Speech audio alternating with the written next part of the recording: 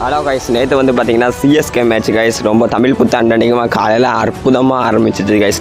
Playing லெவலில் இருந்து எடுத்துடலாம். பிளேயிங் லெவல் ரொம்ப சூப்பராக இருந்துச்சு guys. Same playing level Sanju Samson பேட்டிங்கில் ஓப்பனிங்கில் சும்மா சூப்பராக ஆடினார் கைஸ். ருத்து தான் அடிக்கல அவுட் ஆகிட்டார். அப்புறம் ஆயுஷ் மாத்திரா கைஸ் நம்மளுக்கு தெரிஞ்சது தான் போட்டு பொழந்து விட்டுட்டார் அவர் ஸ்டைலில். அப்புறம் பிரிவிஸ் பேட்டிங் ரொம்ப நாள் கழித்து பார்த்ததுல ரொம்பவுமே சந்தோஷம் கைஸ்.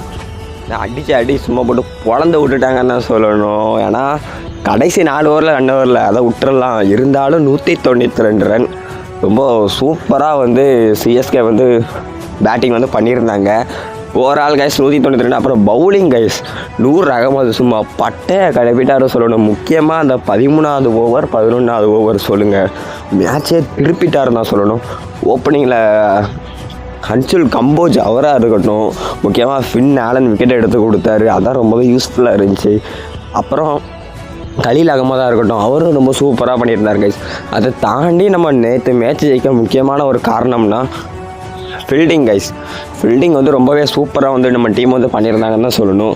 ருத்து என்ன தான் பேட்டிங் ஆர்டர்லாம் வைக்கலனாலும் மற்றபடி பவுலிங் ரொட்டேஷன் மற்றபடி எல்லாம் ரொம்ப க்ளீனாக வந்து பண்ணி கொடுத்துட்டாரு. நான் போன மேட்சே சொன்னேன், ஓஜி சிஎஸ்கே இஸ் பேக்குன்ட்டு. இந்த மேட்சும் சொல்கிறேன், அடுத்த மேட்ச் எஸ்ஆர் கைஸ் வரட்டும், பட் பொழந்து விடுவோம். அதனால் கமெண்டில் சும்மா சிஎஸ்கே ஃபேன்ஸ்லாம், நானும் சிஎஸ்கே ஃபேன் தான், ரொம்ப கமெண்டை தெரிய விட்டுட்டுப்பாங்க சிஎஸ்கேன்ட்டு.